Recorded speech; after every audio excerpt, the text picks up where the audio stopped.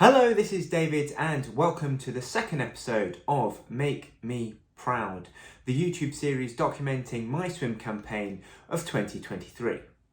In this video, I'll be conducting a review of my 2022 season and of course letting you in on my goals for this year. As always, if you would hit the like button, I would much appreciate it. And remember to subscribe to this channel to join in on this swimming adventure. But without any further ado, let's dive right into today's video. So for today's video, we are going to be heading on over to my swim time spreadsheet. So in this, I've got recorded down all of the times I have done since I started master swimming, I think back in 2018. So we're going to have a look at this over the course of the past year for each of the events that I've swum in, and then just taking a look back on previous years just to put those results into perspective. So first up, looking at the 50 meters freestyle, my best event. And it's been a reasonable year for me, I would say, an average of 30.18 seconds. That is pretty good. So my average is just over that 30-second mark, and that's considering both short course and long course galas. The highlight of this season was obviously my 29.38 at Ponds Forge at the South Yorkshire Masters Championships, coming within 0.05 of my personal best last year. So I would say that is the disappointing thing of this year, is that I didn't end up beating my 29.33. My average over 2021 was a bit higher. It was 30.51. So based on the averages here, that would hopefully, I would hope that would translate into a personal best. However, at both nationals this year and South Yorkshire Masters, both in Ponds Forge in a short course format, I didn't hit the turn very well. I turned far too early, thereby not getting a lot of acceleration out of the wall into the second 25, thereby costing me good tenths of a second there. Perhaps at that South Yorkshire Masters, had I really nailed that turn, I might have gone a 28 point. However, this year it wasn't meant to be. Bit disappointed not to get that PB this year. However, over the grand scheme of things, as we've seen, that average has come down by 0.31, and again, a massive highlight is the 30.01 at British Masters in Aberdeen. That was a long course time, very close to getting that under 29 seconds. However, again, not quite meant to be. So that is my big goal for the 50 meters freestyle next year, to come in under 30.00, so get a 29 point in a 50 meters long course pool. Then translating that more into a short course time, this is now looking more towards how it will impact me in the 100 meters. Naturally, my goal there is to get a sub 60 seconds, so a 59 point this year is what I'm looking for.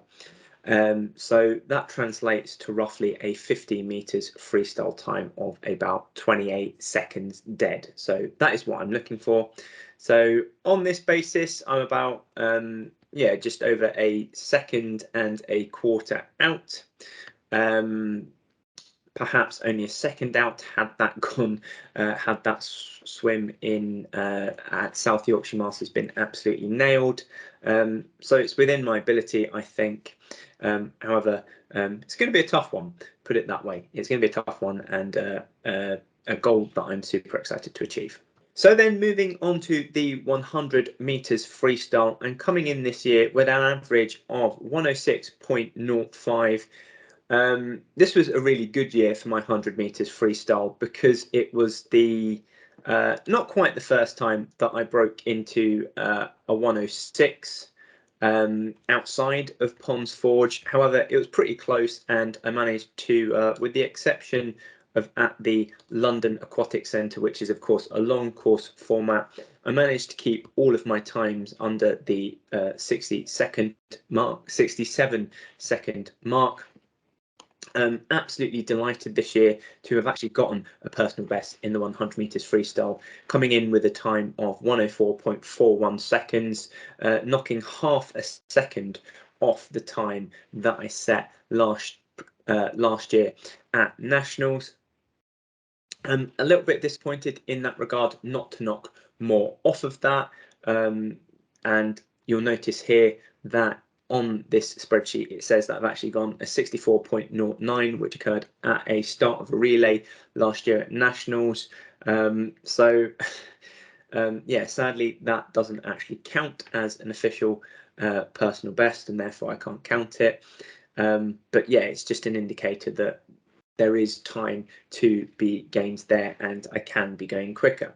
However, always good to get a personal best, and looking up at some of my previous times, yeah, it's come down massively. So, you know, back in September of 2018, I was going 68 point, and was continuing that into early 2019 as well.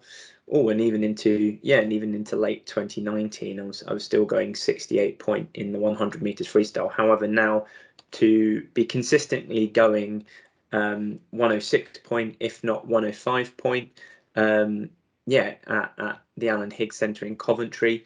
Yeah, that's just a fantastic achievement to have brought that down 2 seconds over 4 years or so. So reasonably happy with that.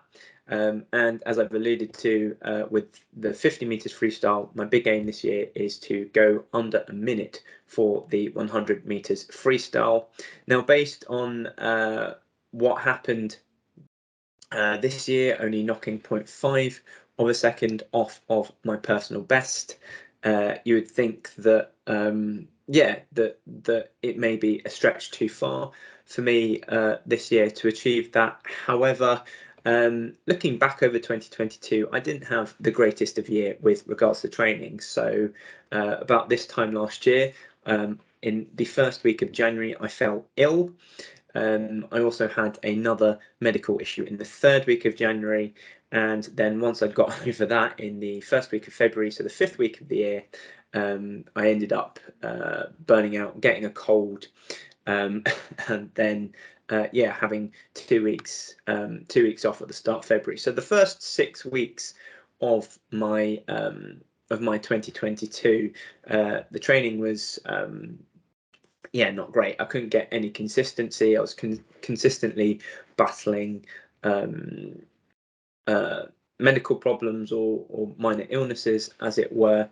So therefore, couldn't build up any great training routine regime. Therefore, yeah, just delaying things back. Then to go on from that at the start of March. So this is about now after 2 weeks of consistent training. I ended up getting perorbital corallitis, which was a massive infection around my eye, which again meant that there was at least 1 week where I couldn't swim train for, you know, losing consistency again. And then, to be fair, this one is absolutely my fault. It was a cultural thing that I wanted to experience, was going to India. So yeah, I took a week off to take a trip to India. However, what I didn't foresee was coming back with really bad, yeah, really an upset stomach. So for the week after I got back from there, yeah, that I ended up with an upset stomach, and again was out of training for another week. So yeah, I really didn't get started in 2022 until the last week of April, first week of May. So not great from that point of view. That's a good 4 months where I'm not, yeah, my training just wasn't there, and wasn't building upon what I had achieved in the previous year. Despite that, I still managed to go a 66.2 in at Wolverhampton in mid-May, which was quite a big surprise given those pretty much the first 4 months of the year off.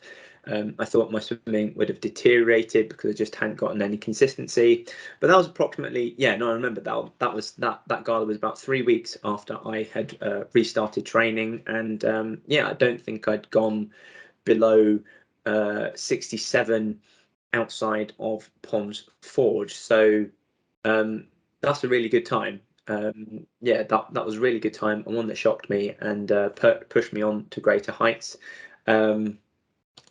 So and then that ended up translating to about a month later to the 66.59 long course at British Masters in Aberdeen, which again I was really shocked with, because I think the fastest I'd gone.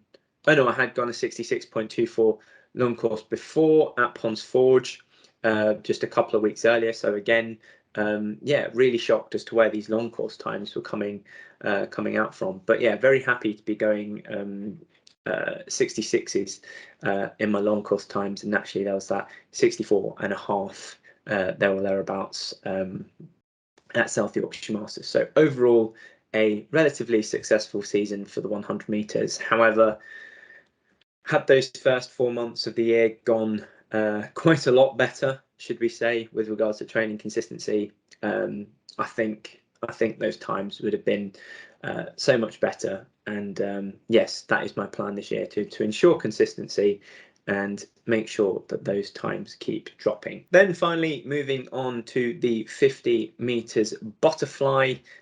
Swam quite a lot of these over the course of the year. What's that? Eight races I did in 2022, and an average of 34.56, which seems that it beats my average by about 0.2 seconds overall. However, with the exception of my personal best at Ponds Forge at the South Yorkshire Masters Gala, I don't think that this was an awfully good year for my 50 meters butterfly. Let's just look back at 2021 to see how it fares in comparison. So my average was actually better in 2021. I just managed to go that one race that was a lot faster this year. National, looking at my English nationals time, last year I went 0.28 seconds quicker, which is did I? Have I not? Oh, I don't actually think I've registered my. Oh no, because I didn't swim 50 fly at nationals this year. What am I saying? So that's a load of rubbish. So really happy to go that much faster. But looking up in the 2022, there are not an awful lot of 33s in this. Maybe two low 34s and two high 34s, and a three 35s, as it were. Oh yeah, not forgetting that 34 dead there. So not all that great. I think last year I was getting a little bit more in the I got so I went 33 points, so two 33s both at Ponds Forge last year, and a couple of 34s. A bit difficult to tell because again COVID just threw everything out of whack, and so that first 34 back was that was after 2 weeks of training, having previously had 7, 8, 9 months off of 9 months off of swim training because of the pandemic. So just a little bit of a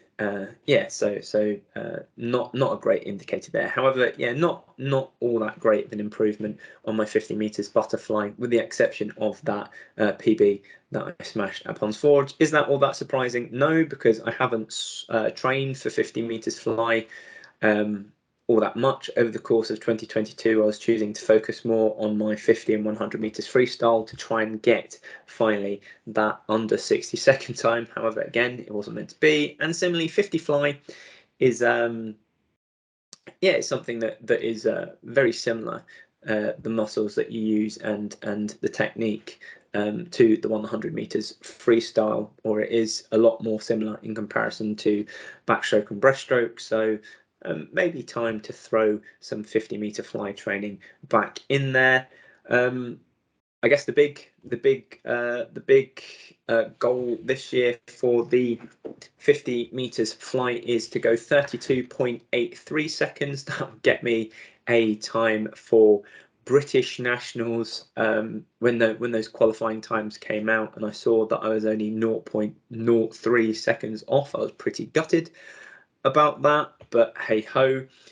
So taking that much off of my personal best would mean that I can actually swim 50 meters fly at British nationals. So I think that is my big target for 50 meters fly this year. So I know all of my goals ended up coming out as we were looking through my times last year. However, just to summarize them for you so you know what we will be aiming for over the course of 2023. And actually my big goal for this year is to get under 60 seconds for the 100 meters freestyle, so going 59 point somewhere along the line. I expect this to happen at Ponds Forge, so either at English Nationals or South Yorkshire Masters Champs, which then translates into a target time of 28.00, 28 dead for the 50 meters freestyle. So